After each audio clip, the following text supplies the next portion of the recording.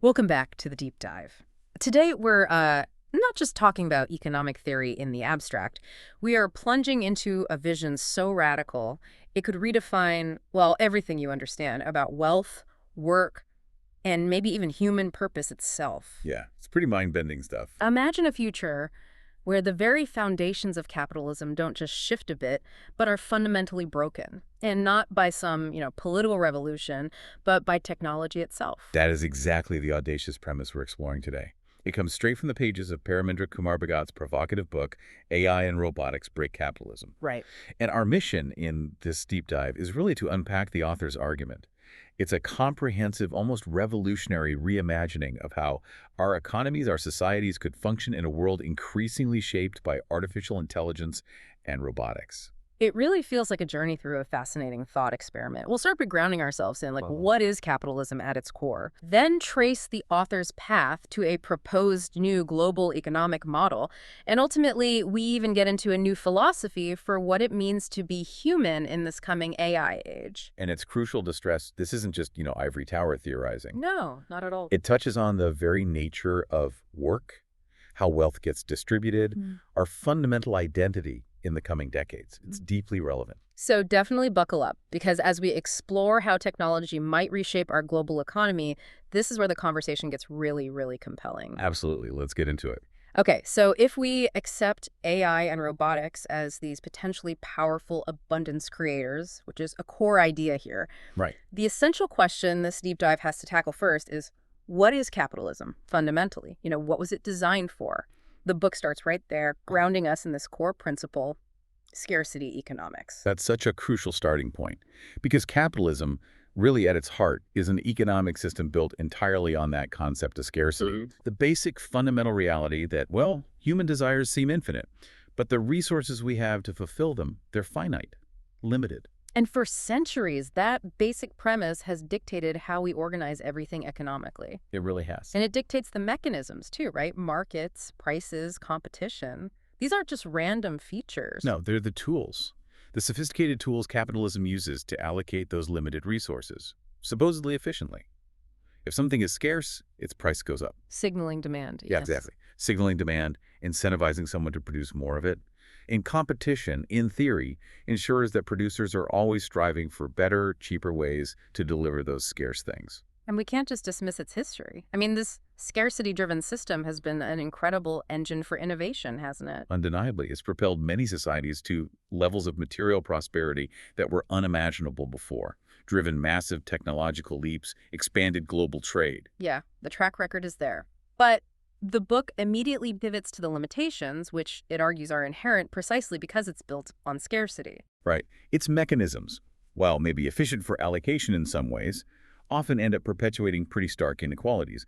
The relentless pursuit of profit within that framework, driven by the need to monetize scarcity, frequently leads to things like environmental degradation.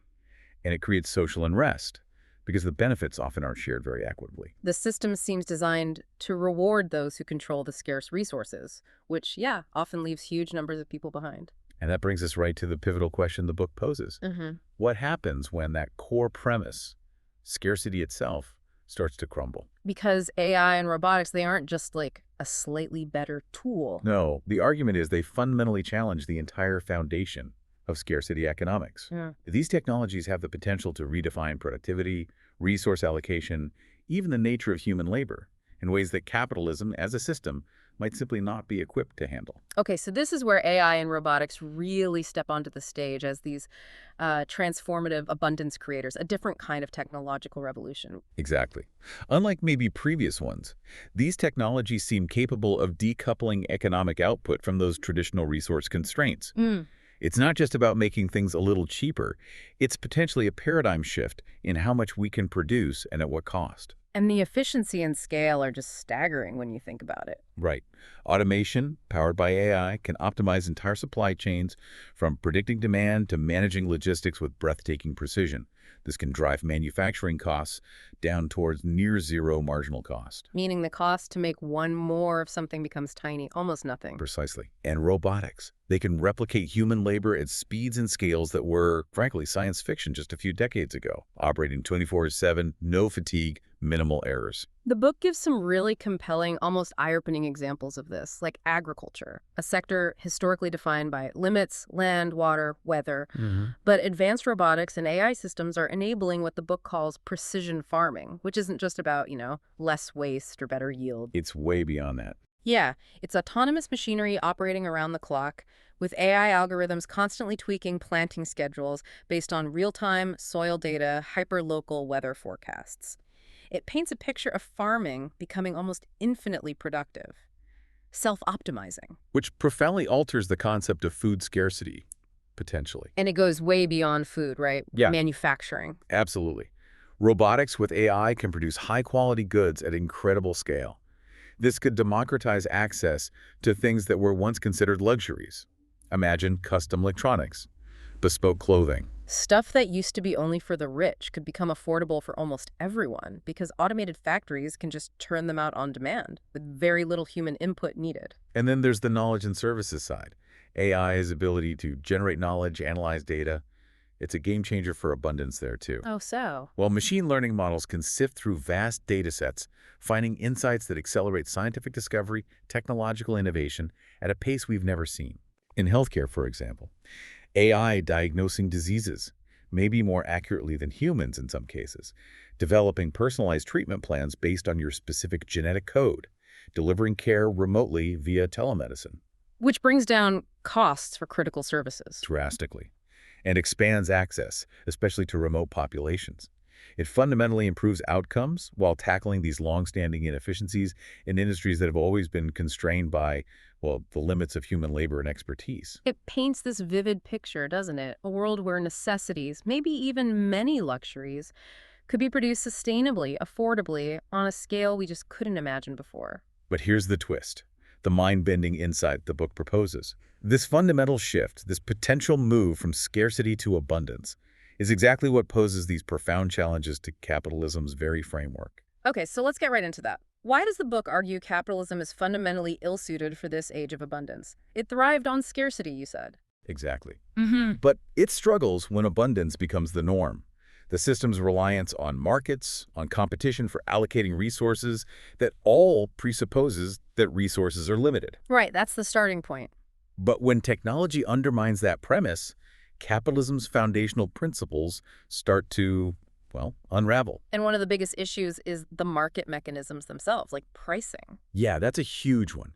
If goods and services can be produced at near zero marginal cost, traditional pricing models just collapse. We've kind of seen a preview of this with digital stuff, right? Software, music. Absolutely. Perfect example. Yeah. Once you create it, you can replicate and distribute it at virtually no extra cost. That totally undermines the scarcity-based value system. You can't really charge based on how scarce it is if it's infinitely replicable. Precisely. And the book argues this dynamic is going to extend increasingly to physical goods as AI and robotics drive down production costs across almost every industry. So that's a core disruption. If price tags become meaningless, what determines value? How do markets even function? And then there's the huge challenge of human labor becoming redundant. This is the one everyone worries about. And for good reason, within the current system. Capitalism relies on labor for wages. Wages provide purchasing power. That fuels consumer demand, which drives the whole economy. The cycle. Right. But as AI and robotics automate more and more tasks, manufacturing, logistics, even knowledge work, customer service, the demand for human labor just diminishes significantly. So you end up with this weird paradox. A profound paradox. Soaring production on one side, potentially, but on the other, consumers who increasingly lack the income to actually buy all those abundant goods and services. So without alternatives to wages. Capitalism faces a severe crisis of demand. The very cycle it depends on breaks down. Wow. And this also feeds into the wealth concentration issue, doesn't it? Massively. Capitalism, even without AI, tends to concentrate profits among those who own capital. AI and robotics just put that on steroids. Because the owners of the key technologies, the algorithms, the massive data sets, the robotic factories, they reap disproportionate benefits. This escalating inequality, even if there's overall abundance, undermines social cohesion. It actively limits widespread prosperity. You get a new kind of class divide. Between the owners of automation and everyone else. Pretty much. And finally, the book points to capitalism's, let's say, environmental and ethical blind spots. Meaning? Well, AI and robotics offer incredible efficiency, resource optimization. But if you just plug them into a purely profit-driven system, you risk escalating environmental damage through unchecked production. And you create huge ethical dilemmas if profit always trumps human well-being.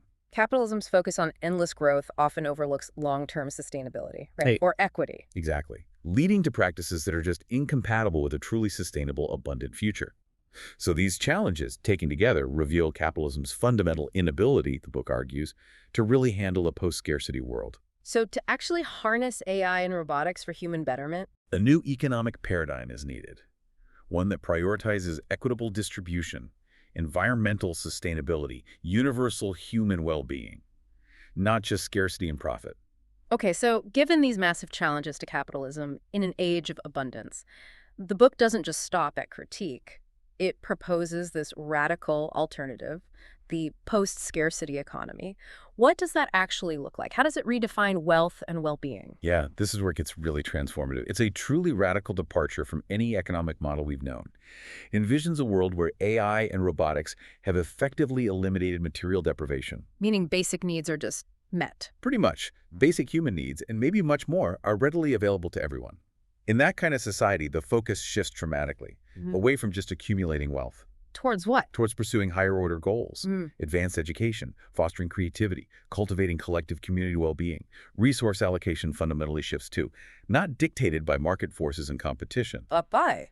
guided by principles of equity, sustainability, and achieving collective prosperity for everyone. It's a powerful vision. I mean, just pause and imagine that for a second.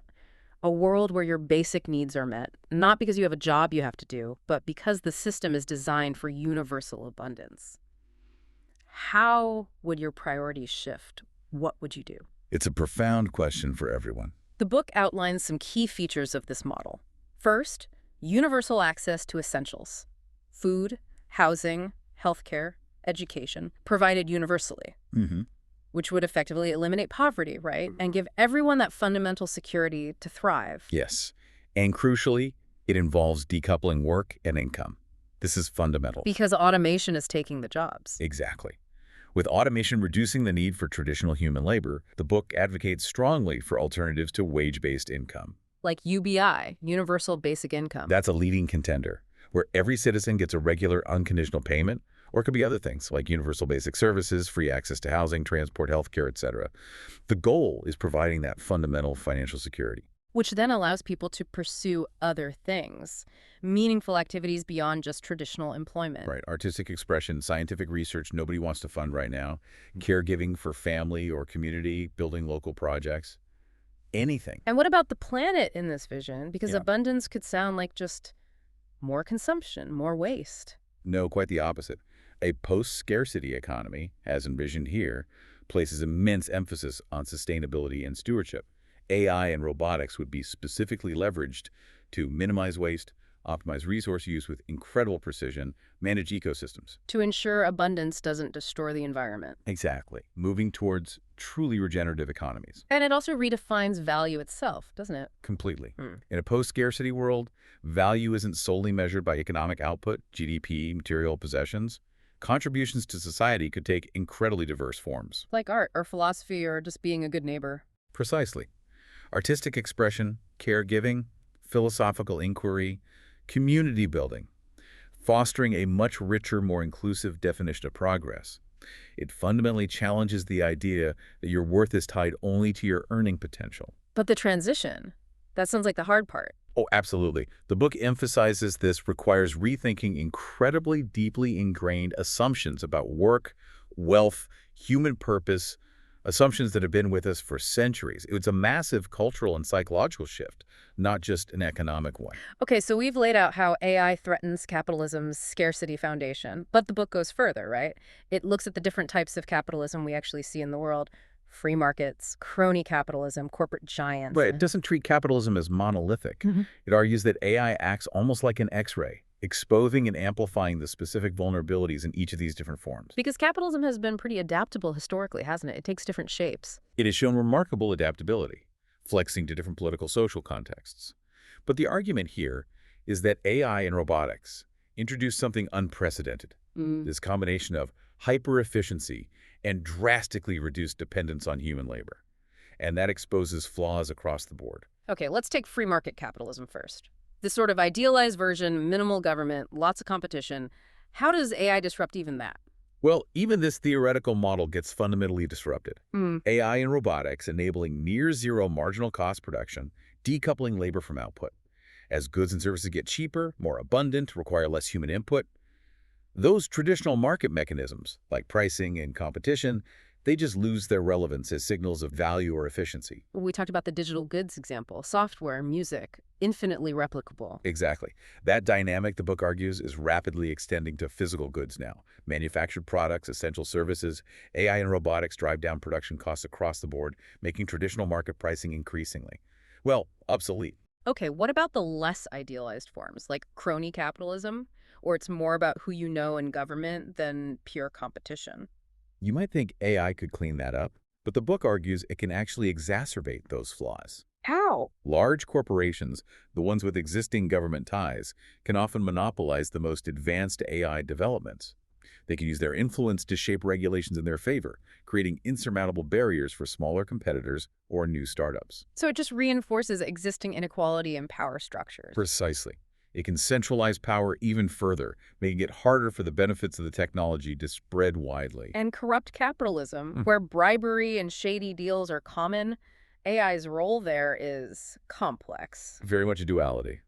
On one hand, AI's ability to process vast amounts of data is incredible. It can potentially expose corruption more effectively than ever before. Yeah, like finding patterns in spending. Yeah, flagging suspicious financial transactions, spotting anomalies in government contracts in real time, it offers a powerful tool for accountability. But the flip side, The flip side, the book warns, is that corrupt entities can also weaponize AI.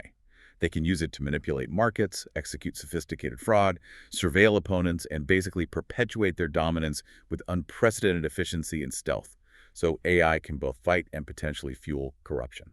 and finally, corporate capitalism, the world dominated by huge multinationals. What's the disruption there? It's complex again. Yeah. On one hand, AI and robotics could enable more decentralized production and innovation. Like open source AI, cheaper robots, 3D printing. Exactly. Things like open source platforms, affordable robotics, distributed manufacturing networks. These could potentially allow smaller players, even community initiatives, to challenge the big guys. But there's a but. There's a big but. The book cautions that without strong regulatory safeguards, without proactive policy, the immense benefits of these technologies risk being captured mainly by a few dominant corporate players anyway, perpetuating, maybe even intensifying, existing inequalities, rather than distributing prosperity. So across all these different flavors of capitalism, the message seems to be the same. Yeah, the core message is clear. AI and robotics are challenging the very foundations. Their transformative power lies in fundamentally upending the traditional interplay of labor, capital, and markets. It forces a complete reimagining, raising serious questions about whether any form of capitalism can really survive the age of abundance they seem to be ushering in.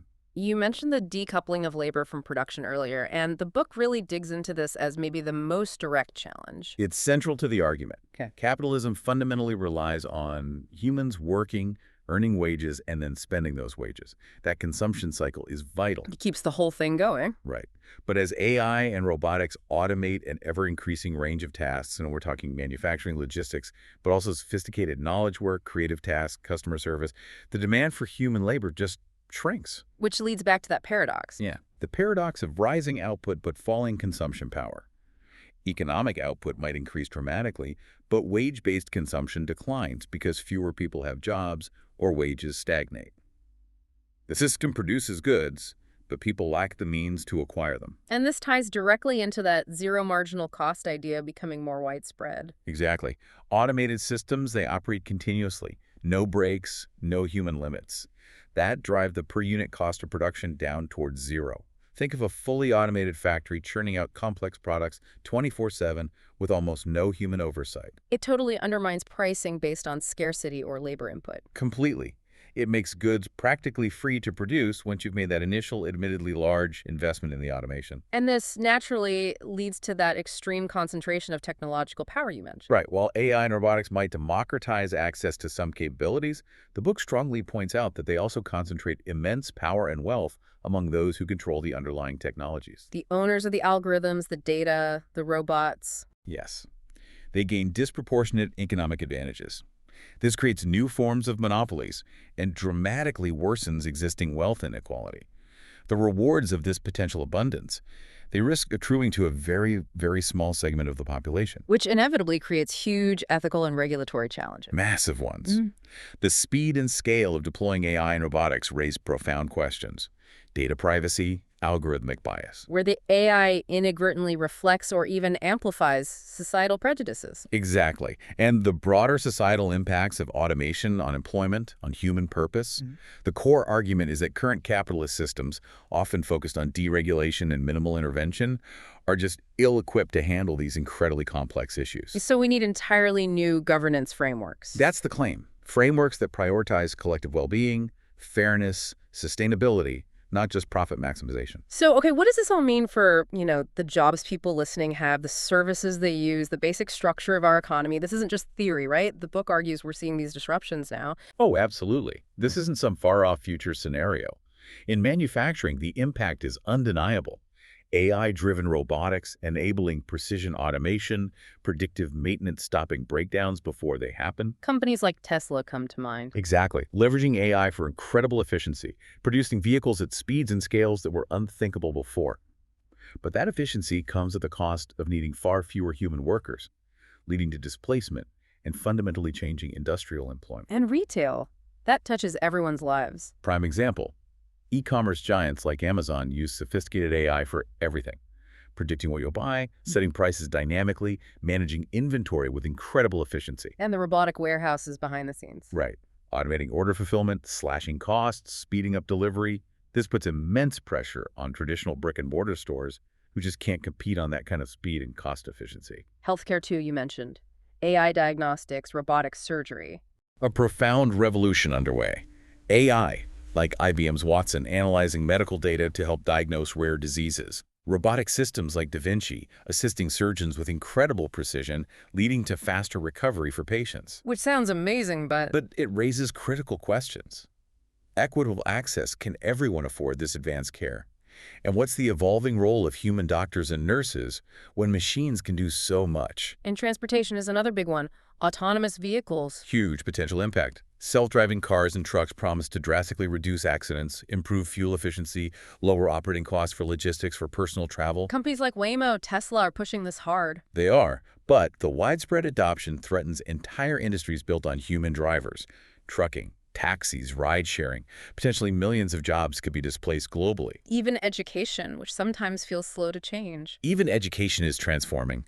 AI-powered platforms like Khan Academy or Coursera are democratizing access to learning. Personalized experiences, virtual tutors, adaptive algorithms catering to individual student needs. Making quality education potentially cheaper and more accessible worldwide. That's the promise. But it also challenges traditional schools, universities, the role of human teachers. They need to redefine their value in an age of automated knowledge transfer. So yeah, hearing those examples, it's clear these technologies aren't just tweaking things at the edges. They're creating a fundamental systemic shift in economic structures, in labor markets, right across the board. The ripples are already here, and they're only going to get bigger. Exactly. The quake is already happening. Okay, so beyond the purely economic disruption, the book really digs into how AI and robotics could trigger major geopolitical shifts. It looks closely at China's unique model and then broadens out to implications for governments and censorship globally. China's economic model is a really fascinating case study here. It's this unique blend, isn't it? Yeah. Market reforms operating under very strict Communist Party control. And it's been incredibly successful in terms of growth and tech leadership lately. Absolutely. For decades, this dual-track system transformed China. You've got massive state-owned enterprises, SOEs, dominating key sectors, energy, telecom, finance, ensuring the state keeps firm control over vital infrastructure. But then you also have this incredibly vibrant private sector, giants like Alibaba, Tencent, Huawei. Thriving, yes, but always operating within the significant influence and, let's say, compliance requirements set by the state. And underpinning it all is the centralized political authority of the Chinese Communist Party, the CCP. Exceptionally strict control over political and social institutions. Stability is paramount. And this control extends deep into economic planning. Think of the Belt and Road Initiative, reshaping global trade, or Made in China 2025, aiming for dominance in high-tech manufacturing. Plus massive investment in AI and robotics R&D. They want to lead the world in AI by 2030. Huge ambitions. But the book argues that even this tightly controlled, highly centralized model faces profound, maybe unexpected challenges from AI and robotics, especially regarding the CCP's ability to maintain that absolute centralized power. How so? What's the challenge? Well, a key point is the sort of inherent decentralization of knowledge and innovation in AI development. AI tends to thrive on open collaboration, free flow of information, rapid iteration. Which clashes with China's controlled, censored information environment. It's a direct contrast. While the CCP has built impressive AI hubs, the global nature of AI, relying on open-source platforms like Google's TensorFlow or Meta's PyTorch, makes it incredibly hard for any single entity to monopolize progress. Developers worldwide use these open networks. That challenges the CCP's ability to completely dictate or control innovation. And what about the impact of automation on China's world's factory model? That's another huge one. China's economic miracle was largely built on its massive pool of low-cost labor. But AI and robotics fundamentally disrupt that labor-intensive model. Automated factories need far fewer workers. Exactly. It erodes China's competitive advantage in manufacturing and raises really serious social stability concerns. What happens with mass displacement of labor in a system built on providing employment? There's also the surveillance aspect. China uses AI extensively for surveillance, right? Facial recognition, social credit. A well-known duality there. These tools definitely reinforce CCP authority and control. But the very technologies enabling this also introduce vulnerabilities. Like hacking or manipulation of the data. Potentially. These systems rely on vast data sets, which are targets. And furthermore, decentralized encrypted technologies think blockchain offer new tools for individuals to potentially circumvent surveillance and share information outside state control, challenging that information monopoly. And just like we discussed with other capitalist models, AI development, even state-directed, tends to concentrate wealth and power. Yes, it seems to exacerbate existing inequalities in China, too. Between the booming coastal cities and lagging rural areas, between the massive state-backed tech firms and smaller businesses. If that's not managed carefully, it could undermine the shared prosperity goals the CCP often talks about. Which brings us to the inherent limitations of authoritarian control when facing this kind of rapid tech change. Right. Innovation really thrives on freedom, doesn't it? Freedom to experiment, to fail, diversity of thought. Breakthrough AI often comes from unexpected places, requiring open exchange. China's strict censorship, while maintaining stability, arguably hinders that very open exchange needed for sustained, cutting-edge leadership. And authoritarian systems prioritize stability above all else. Which makes them inherently resistant to the truly transformative, disruptive changes AI and robotics demand. Suppressing dissent might work in the short term, but it hinders the ability to adapt effectively to these massive shifts in the long run. AI is also inherently global, you said. Collaboration is key. It really is. You need cross-border collaboration for standards, knowledge sharing, joint research. China's sometimes strained international relations and concerns about intellectual property can limit its full participation in that global ecosystem, potentially slowing progress in some areas. And the ethical side, privacy bias. Authoritarian regimes often prioritize rapid tech deployment over deep ethical considerations, especially regarding individual rights. This approach risks significant backlash, both at home and internationally, and can lead to tech being used in ways that erode civil liberties. So we would connect this to the bigger picture. These technologies aren't just changing economies or the balance between nations. They're fundamentally altering the balance of power between states and their citizens, for better or for worse. Which leads directly to the book's argument about how AI and robotics can actually break governments and traditional censorship globally, not just in China. Exactly. It's a fascinating leap. The argument is they can challenge corrupt and inefficient governments everywhere by dramatically enhancing transparency and efficiency. How? By analyzing public data. Precisely. AI systems can meticulously monitor and analyze vast amounts of public data spending records, contracts to identify irregularities, flag suspicious deals, pinpoint inflated costs or kickbacks in real time. And blockchain adds another layer. Tamper-proof ledgers. Right. Imagine a transparent, unchangeable ledger for tracking public finances and resource allocation. That offers a level of accountability previously impossible. Countries like Estonia, with their advanced e-governance, offer a glimpse of how these tools can build public trust and reduce corruption by making government processes visible and auditable. And beyond just transparency, it's about automating bureaucracy. Yes. Think about processes often rife with inefficiency and bribery opportunities in many places. Tax collection, land registration, getting business licenses.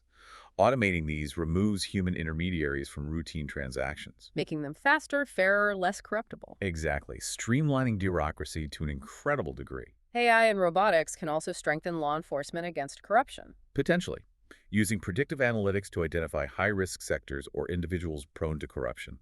Using drones or robots to monitor compliance in remote areas, say for environmental rules or illicit activities. What's a caveat? The crucial caveat the book raises. Authoritarian regimes could misuse these same tools to consolidate power and suppress dissent, not promote accountability, which highlights the absolute need for robust, legal and ethical frameworks governing their use. Okay, and what about censorship? How do AI and decentralized tech erode that? This is where it gets really interesting. Traditional state-controlled censorship is becoming increasingly ineffective in the face of these technologies. The internet started it, but decentralized tech amplifies it exponentially. How? Peer-to-peer networks. Like BitTorrent, yeah. Sharing information without central servers bypasses filters.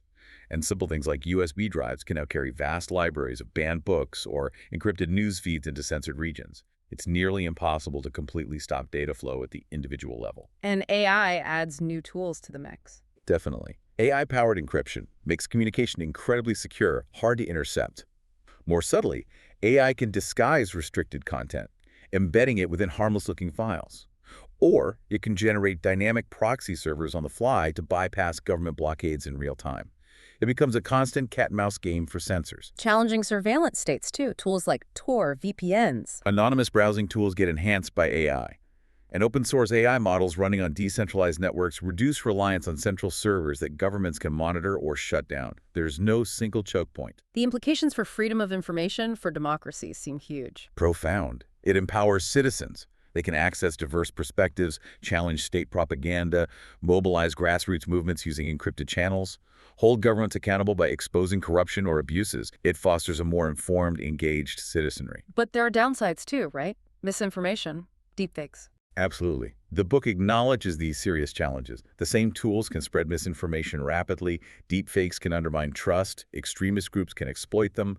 Balancing openness and accountability, liberty and safety becomes even more critical. But the overall point remains. The overall point is clear. These technologies are fundamentally altering the power dynamics between states and citizens globally in ways we're still grappling with. Wow, okay, this takes us beyond economics and politics into really profound territory now. The book explores how AI challenges our very definition of humanity, pushing us beyond that famous, I think, therefore I am. It's a really crucial shift in perspective needed for this era, because sophisticated AI forces us to question foundational assumptions about human identity, consciousness, self-worth. Descartes' famous cogito ergo sum. I think, therefore I am. Right. It inextricably linked existence to the act of thought. It positioned the rational mind as the ultimate essence of human identity, defining us primarily by our capacity for cognition. But AI now seems to be able to think, or at least mimic thinking very well. Exactly. As AI increasingly mirrors, and in some specific domains even surpasses, human thought processes, that Cartesian premise becomes, as the book argues, insufficient, limiting even. Descartes' idea elevated the mind, separated it from the body, defined humans as uniquely rational, distinct from animals or mere machines. But AI's growing ability to simulate complex thought directly challenges that centrality of human cognition. Advanced AI systems, large language models like GPT, neural networks that can analyze data, generate coherent responses, solve complex problems. Things we used to think only humans could do. Right. And AI algorithms are even showing capabilities in creative domains, making art, composing music, writing poetry. Even if they lack true subjective experience, true consciousness in the human sense. The outputs blur the lines. They profoundly blur the line between human cognition and machine processing. The Cartesian distinction just feels less clear-cut now. And even if current AI isn't truly conscious, it can simulate it convincingly sometimes. Which leads to serious existential questions. If machines can replicate our most complex thought processes, then what truly distinguishes us? What's the essence of being human? It must lie somewhere else. The book argues that tying identity only to cognition is a trap, a reductionist trap. Yeah, it risks reducing humans to just sophisticated machines. It overlooks and fundamentally devalues the emotional, the spiritual, the relational, the physical dimensions of our experience. It doesn't account for the intrinsic value of existence beyond just intellect. So in the age of AI, a philosophy focused only on thought just doesn't cut it anymore. It can't adequately address the multifaceted reality of human identity. Which raises that huge question. If machines can think, what truly makes us human? And the book offers this alternative answer. It proposes embracing a more holistic view. Humans not just as minds, but as souls. Souls. How does it define that? As entities encompassing mind, body, and spirit, all integrated. The mind is a tool for reasoning, learning. The body is our vessel for sensory experience, physical interaction. Yeah. And the soul, that's the core essence of being, something that transcends the purely physical or mental attributes. It's a way of affirming our complexity, our value, beyond just thinking power or productivity. Exactly. And while soul means different things in different traditions, the book points to common themes. Universality, a shared essence connecting us all, transcendence existing beyond physical limits or death, and purpose guiding our moral, ethical, spiritual growth. So grounding identity in the soul affirms our unique value and dignity, regardless of cognitive ability or economic contribution. That's the core idea, and it fundamentally reorients human purpose. Away from just intellectual dominance or getting rich. Toward self-realization, personal growth, inner fulfillment, exploring potential. Towards interconnection, recognizing our shared essence, fostering empathy, compassion, and towards contribution actions that uplift others, nurture communities, contribute to collective well-being in a deeper sense. And this broader, soul-centric view, the book argues, helps us navigate the challenges and opportunities of AI. It aligns perfectly, providing a framework for understanding ourselves and our place alongside these powerful new technologies. So this philosophical shift also directly changes how we relate to AI and robotics themselves. If we're more than just minds, if our core is the soul, then AI isn't a competitor. It's redefined as a tool. A sophisticated tool, yes, but a tool nonetheless. Not something that makes us obsolete, but an extension of our capabilities. Precisely. It encourages complementarity, leveraging AI to amplify our problem-solving, enhance creativity, improve quality of life, but crucially, it demands ethical design.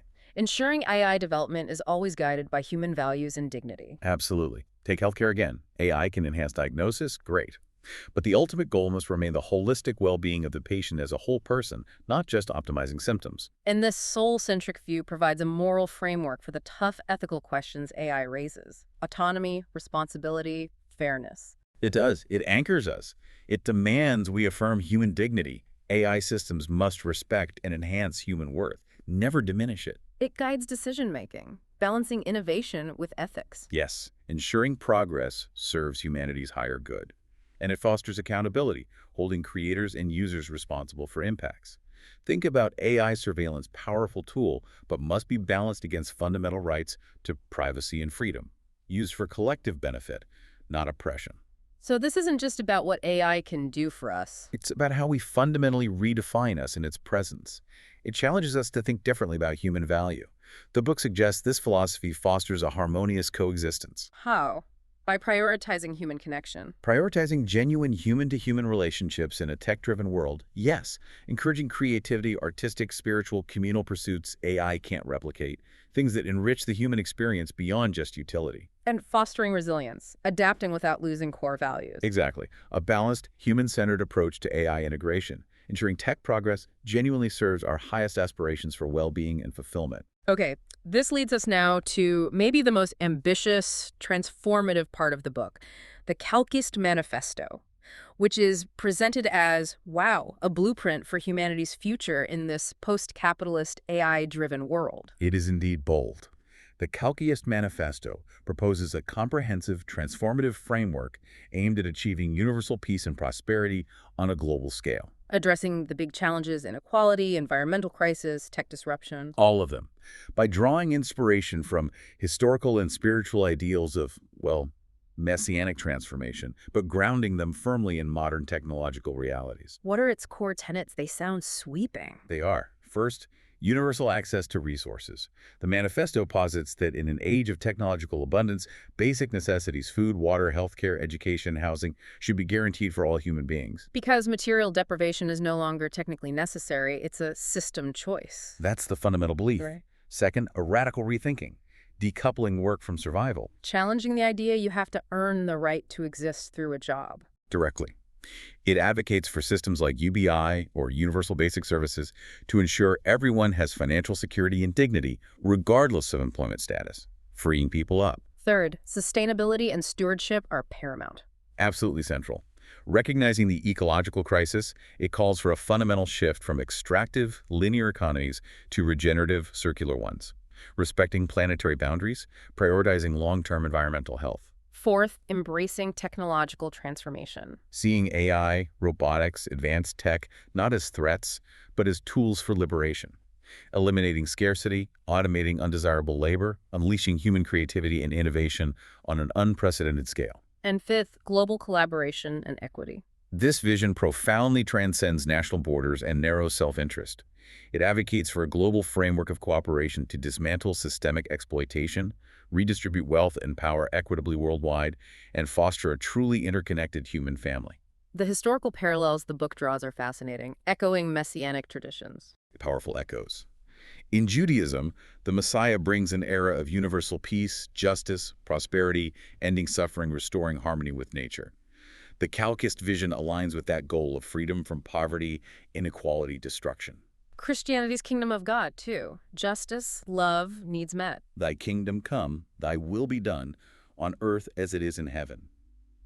That resonates with the manifesto's ethos of equity, abundance, collective flourishing, translating spiritual aspirations into a socioeconomic system. And secular utopian ideals as well, challenging oppression, imagining just futures through ingenuity. Yes, drawing from utopian socialism progressive movements, it integrates spiritual and secular elements for a deeply holistic approach to realizing humanity's highest aspirations. So the post-capitalist economic framework under this manifesto, it starts with abundance over scarcity. Fundamentally rejecting capitalism's scarcity premise, emphasizing the potential for unimaginable abundance via tech-limitless renewable energy, automated production meeting global demand, open-source knowledge for all. Then radical redistribution of wealth and power. Countering concentration through progressive taxation, direct wealth redistribution, community ownership models like cooperatives, global initiatives to reduce disparities between nations. Third, redefining value and contribution, beyond just GDP. Yes, valuing caregiving, education, community building, art, spiritual growth, preserving ecosystems, all the crucial things often unpaid or undervalued now. Fourth, decentralized decision-making. Empowering local communities through participatory governance, localized economies, transparent resource allocation, letting communities shape their own destiny, not just distant market forces. And fifth, integrating technology and humanity ethically. Harnessing AI and robotics to serve the highest good, automating hazardous tasks, developing strong ethical AI frameworks, ensuring universal tech access. Wow, it is undeniably grand. Almost biblical in scope. Is this a blueprint for paradise or just a radical new way to organize things? The book definitely presents it as challenging humanity to transcend outdated paradigms and build systems that truly reflect our highest ideals for peace, justice, and shared prosperity. It's an audacious proposal. So the big question then becomes, how do we get there? This isn't just abstract ideas, it's a call to action, even proposing a pilot project. The book stresses that widespread debate and discussion are the absolute first step. That's vital. For any framework this huge, to gain credibility, legitimacy, eventual acceptance, it needs rigorous scrutiny from all angles. Open engagement validates principles, inspires confidence through transparency, and crucially allows refinement based on diverse feedback. Essential for building global consensus. It also builds the knowledge base needed, right? Bringing in economists, sociologists, ethicists. Exactly. Interdisciplinary perspectives are crucial for a holistic understanding. It helps create case studies, identify pitfalls, highlight the vital cultural context for applying it successfully. And for broader acceptance, it's about mobilizing public support, making these complex ideas accessible. Empowering communities to envision themselves in this future, translating complex ideas, generating grassroots momentum, moving it out of academia into mainstream conversation. The book suggests forums like academic institutions, think tanks, universities for conferences, research, think tanks for policy workshops, scenario analysis, engaging global networks. and public discourse. Town halls, social media documentaries, deep dives like this one. Exactly. Humanizing the goals, making them relatable and compelling to wider audiences. Of course, a plan this big will face huge criticisms. Feasibility. Addressed directly. The response points to successful pilot projects like UBI trials in Finland, Kenya, and emphasizes incremental, phased approaches, not a sudden disruptive overhaul. Concerns about technological overreach, AI becoming too powerful. The book stresses the absolute necessity of robust ethical frameworks, human-centered design, transparent AI governance prioritizing well-being. Resistance to wealth redistribution from those who have it now. Framed not just as moral, but as an economic necessity, backed by data showing how extreme inequality harms societal stability and growth in the long run. Cultural differences. Can one model fit everywhere? The manifesto advocates for a flexible, adaptive framework, respecting diverse local customs and conditions while sticking to core principles. And misinformation. Always a risk today. Requires a proactive strategy, clear materials, rigorous fact-checking, consistent outreach to build public understanding and trust. Okay, so this isn't just ideas, it's a call to action with a proposed pilot. And the book details a specific pilot project for this Kalkiist model happening right now in Nepal. Why Nepal? That seems very specific. It was chosen for several compelling strategic reasons.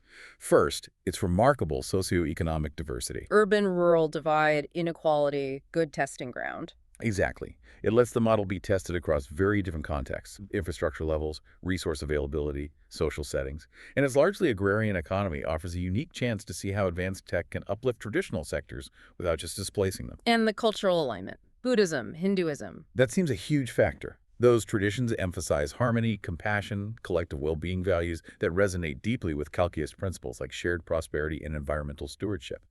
Existing community-centric practices also make it potentially more receptive to participatory governance. Plus, its developmental potential. Need for infrastructure, youthful population. Right. Big needs align with the manifesto's focus on sustainable growth, universal access, a young population often open to innovation. And success there could be a powerful blueprint for other developing nations facing similar hurdles.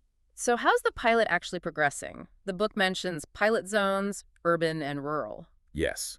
Cities like Kathmandu focusing on smart infrastructure, tech integration, while villages serve as hubs for agrarian reform, renewable energy projects. Technology integration is key. Solar, wind, digital access, AI farming. Absolutely central. Large-scale renewable energy projects, digital literacy programs bridging the connectivity gap, AI-driven precision farming tools to boost productivity and food security locally. And social initiatives. Pilot UBI, mobile clinics, new education curricula. All directly aligned with Kalkiist principles. A pilot UBI providing direct financial security, mobile clinics and telemedicine improving healthcare access in rural areas, new curricula emphasizing sustainability, tech literacy, critical thinking. But challenges must be immense. Infrastructure limitations, resistance to change. Oh, significant challenges, definitely. Connectivity issues in remote areas, energy shortages are logistical hurdles, some cultural barriers, skepticism towards new tech in traditional communities, political opposition from existing power structures who might feel threatened. Financial constraints too, presumably, and measuring impact. Constant factors. Balancing immediate needs with long-term investment, securing external support. And measuring impact is complex, needing more than just economic data, trying to capture subjective well-being, social cohesion. Despite the hurdles, are there early signs of success? The book reports compelling signs. Communities feeling more empowered, participating in local governance, benefiting from skill programs. Positive economic trends, increased farm productivity, small businesses launched by UBI recipients. Tangible environmental benefits, more renewable energy, reforestation. And social cohesion improving, better access to education, healthcare. That's reported too. Stronger community bonds. A greater sense of collective progress. Key lessons learned. The need for adaptability, local customization, building trust through transparency, mindful tech integration, and always assessing scaling potential. Which raises that critical question again. Can a small-scale success like Nepal, however promising, truly be a blueprint for global transformation? It feels like a huge leap. It is a huge leap, and that brings us to the absolute importance of a smooth, deliberate transition if this were to scale globally. Avoiding social disruption is paramount. Safety nets, building trust. Exactly. Protecting vulnerable populations, transparent decision-making, also preserving economic momentum, a phased, incremental approach to let systems adapt, minimize shocks, rather than sudden radical change. And cultivating political will is essential. Absolutely. Broad public education, reducing polarization, demonstrating early, tangible benefits to secure ongoing support. So the steps for scaling globally, what does the book suggest? First, thoroughly assess the pilot outcomes. Measure improvements rigorously, identify the truly transferable lessons and best practices. Then identify target regions based on readiness, need, cultural alignment. Right. Then build robust global partnerships, engaging the UN, World Bank, regional alliances like the AU or ASEAN, plus countless grassroots organizations for funding, legitimacy, local buy-in. Customizing the model is vital too. No one-size-fits-all. Flexibility is key. Adapting policies to local contexts, iterating based on feedback, and leveraging technology data analytics, digital platforms for knowledge sharing to accelerate scaling and ensure efficiency. And different actors have different roles: governments, corporations, civil society. Crucial roles for all. Governments provide leadership via policy, UBI, wealth taxes, sustainability mandates, invest in infrastructure, digital, renewable energy, use diplomatic leadership globally. Corporations, even though it challenges their traditional model. They still play a role. Through corporate social responsibility, adopting sustainable practices, investing in workforce development for the new economy, their innovation in AI, robotics, renewables, is crucial for generating the abundance needed. And civil society, grassroots movements. The vital link between the grand vision and everyday reality, advocacy, awareness raising, acting as watchdogs for accountability, engaging communities directly in participatory governance, ensuring cultural integration, making sure the transition reflects local needs. So this isn't just ideas, it's a call to action with a pilot underway. Looking at this whole vision, what do you personally see as the biggest hurdle or maybe the greatest opportunity in actually transitioning to such a world? That's a tough one. For me, the biggest hurdle is probably us, the human element, our deeply ingrained psychological resistance, the systemic inertia, resisting fundamental shifts in how we think about work, wealth, power. But conversely, that's also the greatest opportunity, isn't it? The chance to finally free human potential beyond mere economic survival. To truly redefine what it means to live a meaningful, flourishing life, individually and collectively. A profound thought. Okay, let's bring it back finally to the core role of AI and robotics in this audacious future vision and paint a picture of what that envisioned world actually looks like under the Kalkiist Manifesto. AI and robotics are absolutely the linchpins of the Kalkiist economy. Not just tools, but the primary drivers of the abundance, efficiency, and equity it aims for. Automating tasks, optimizing resources, empowering humans. They're key to fulfilling that vision of universal peace and prosperity. They drive the economy by literally eliminating scarcity, mass production at minimal cost. That's the idea. Democratizing access to essentials, food, medicine, AI algorithms hyper-optimizing resource allocation, slashing waste. Automated labor freeing human potential from drudgery, letting people pursue creative, intellectual, relational goals. Enhancing productivity dramatically too, predictive analytics, smart systems. Allowing industries to anticipate needs, optimize supply chains with incredible foresight. Smart systems, autonomous robots maintaining complex infrastructure, managing energy grids efficiently. Human-AI collaboration becomes the norm. Machines handle data-heavy tasks. Humans focus on strategy, creativity, complex problem-solving. And, critically, enabling universal access, making healthcare education truly affordable and reachable. Yes. Automation cuts costs drastically. Digital tools bridge geographical gaps to remote areas.